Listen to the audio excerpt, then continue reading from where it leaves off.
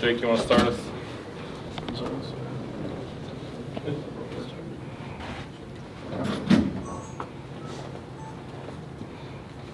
Hey, Shedeur, Joe Rico, My Last Sports Radio. First of all, congratulations. What a fantastic performance by you and your teammates. Can you talk a little bit about some of your feelings pregame, kind of how you thought? I know your father also gave a great pregame speech that I got to witness. It was amazing. Can you talk a little bit about the focus and the level of intensity prior to the game, because you guys really showed everyone what you could do? The focus was there all the way. We've been there, we talked about it, we had great preparation, and we knew what we was going to get. So that when we go out for pregame warm-ups, I'm like, okay, it's giving me flashbacks of just things I've seen before. So then we go out there first drive, and I'm like, oh, okay, they not moving different. They not moving way faster than, you know, the teams I used to play. So then I'm like, okay, cool. In practice, we getting a way faster look from the one defense than we get in. So I feel like we just out-schemed them, and we just had a great day. Shedeur, when you went back on film, you evaluated your own performance. Clearly, the school record 510 passing yards. But how did you feel you played? I feel like it was all right. I feel like it was cool. I feel like I missed a lot of stuff. We could have bigger numbers and stuff like that. So it's just like I don't really like. I watched the game. I seen all like the bad clips yesterday and stuff like that, and it left a bad taste in my mouth really about it. So I'm just motivated to get out there and just have more perfection and just a better game. Hey, Shedeur, Jake Shornis, DMVR. Just wanted to ask you, do you think you're the best quarterback in the country? That's a biased question. Of course I think that. I feel like I think majority of quarterbacks that's competitive are going to think that. So that's just for everybody to decide. But, of course, personally, I feel like that. Shedeur, a lot of you guys are new to Colorado. Do y'all feel like you're really bought into this rivalry week? The weight that comes with it? I mean, what's the weight? All it is game 2 for us. It's just a focus. We already got game 1 out the way. That's behind us. I don't even like talking about it, thinking about it no more. We just got to be on to the next thing. So just a preparation factor. And everybody knows, okay, cool, game 1, that's fine, but we got to move on from that. So it's gonna be more locked in, I'll say, less mistakes. Understand it was our first time playing together and really being in the foxhole with the guys and really understanding I could count on this guy, I could count on the guys around me, I could count on the O-line to be there for me, and really just having that first test with each other, and everybody passed, you know. So it's just time to stop making the same mistakes, and we can't do that again. The Everett TCU Sports Report. You played a phenomenal game on Saturday. You already know that. But as you look at the tape and kind of see any miscues there, what do you see kind of on the maybe more negative side on how Saturday, like an overall performance? Overall performance, I feel like we got to get in and out the huddle faster. We can't be slow getting to the line of scrimmage. We wasted a timeout, and we know at some point that could come back and haunt us, you know, in a game. So we just can't make those simple mistakes. We can't put the ball on the ground. I got to throw the ball away sometimes, can't take negative plays. And just understand, okay, in practice it's going to look the same out there. So understanding, okay, in the game plan, whatever we got, we just got to get more reps at it, make sure everybody is in the right places so my eyes go straight to the reads and stuff like that. And that's it.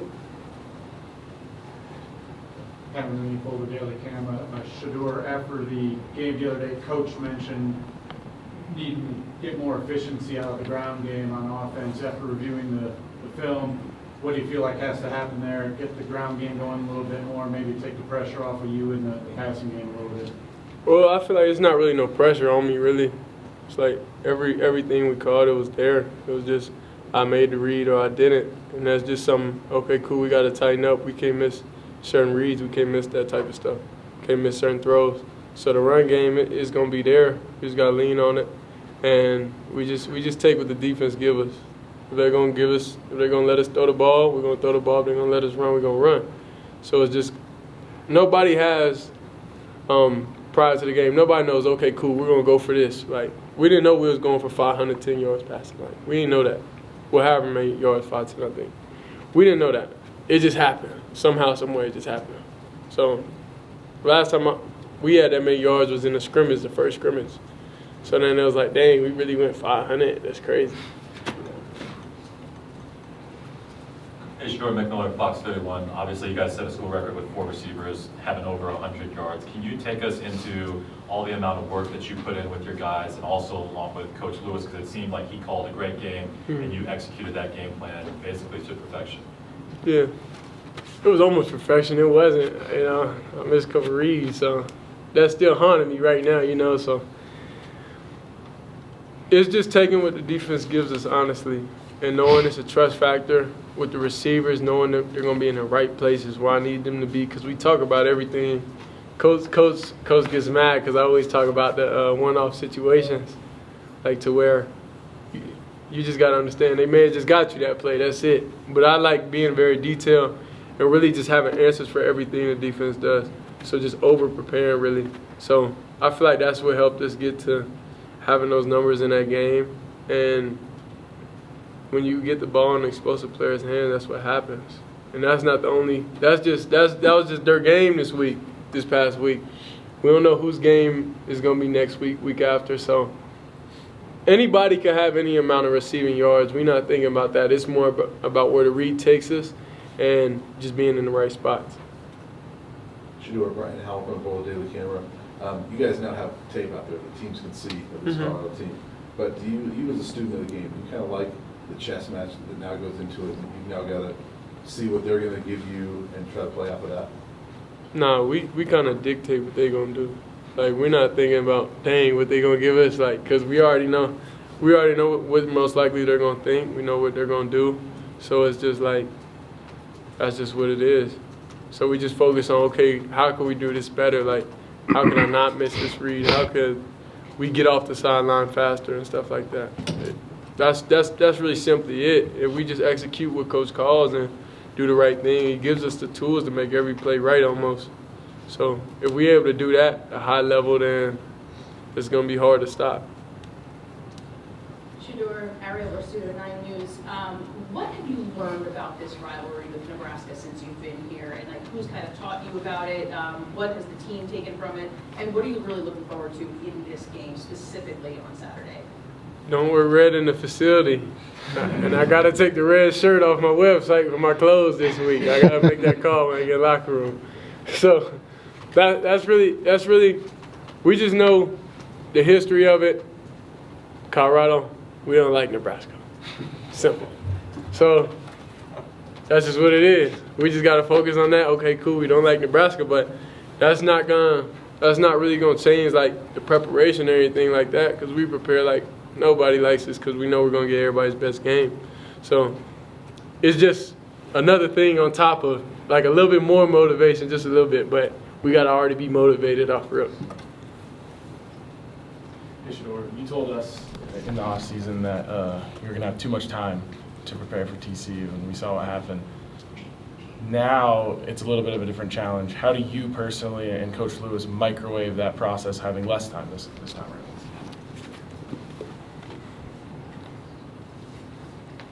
I would say I just understand the scheme. I really like learning and understand like the coaches and their schemes and stuff like that.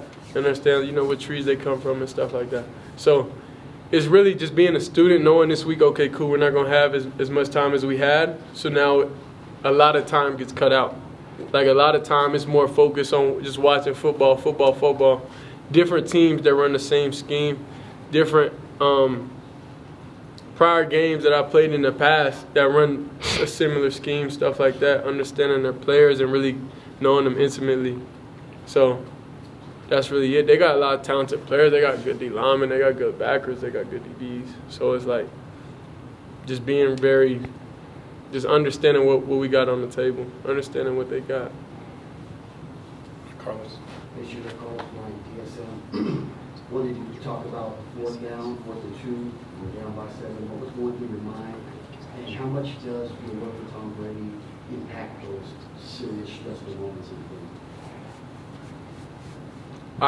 I'm gonna answer the first question, then you gotta ask the second one again. All right. So the 4th and 2, it's like I know everybody. I'm up there. I'm like 4th and 2, dang. So then I know everybody's feeling like, dang, what they gonna do right here?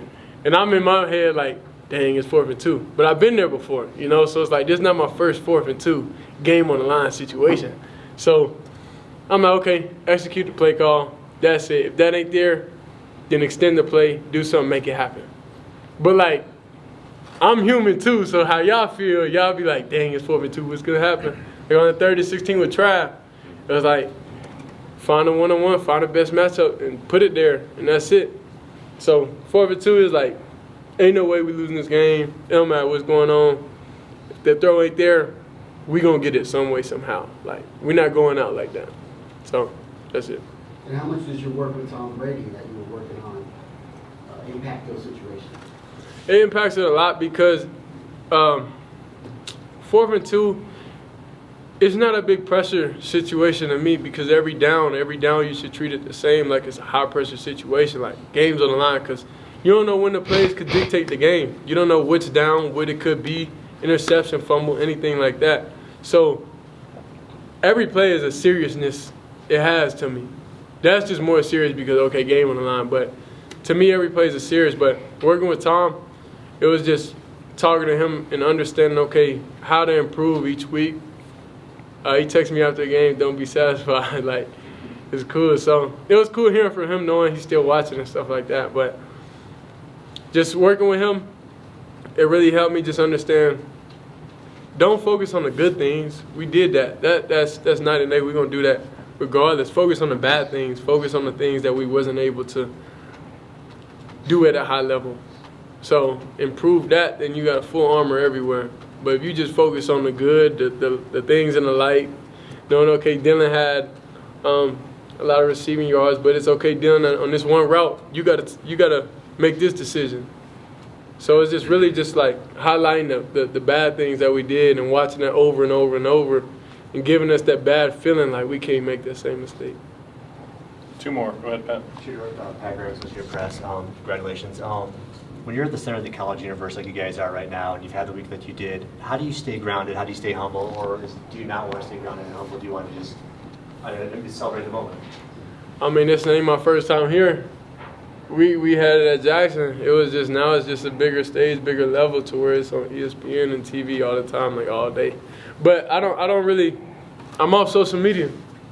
Not too many people have my phone number. The one I really keep with me. So it's like I don't see none of that stuff, honestly. I don't watch TV at home. Like we probably put on YouTube, watch full games or something here and there, like game film. But that's it. I'm disconnected from that type of stuff because I know what it could lead to. So that's why I always reference like my past, because I feel like God put me in a position to where I went through all these trials and everything in my prior years and stuff in college and understand the different situations and everything that I'm going to go through to prepare me for this year. So now it's just regular. I don't really have no feeling towards anything. Hey, Shedeur, Tony Casola, Buffalo's Wire.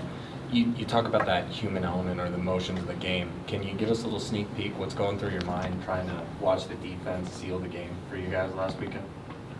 Really, it's just me talking to the O-line. I'm not watching the defense. I just don't like watching, because I feel like when I watch, something may happen, so I just don't watch.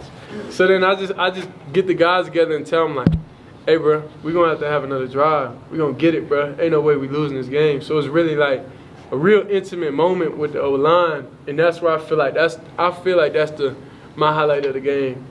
Is really being able to look those guys in the eyes and know like they got my back. And we're all there mentally, we're all there knowing that no matter what happens, we're going to go there, drive down the field, we're going to score. We got to have another one. So however things played out, mentally we was ready. So that's really our main mindset, I'll say offensively, and knowing just no matter what, if they're doing good, if they're doing bad, that shouldn't affect us. We should have the want to score every drive that we can. And if we don't, then we kind of failed ourselves. All right, thanks.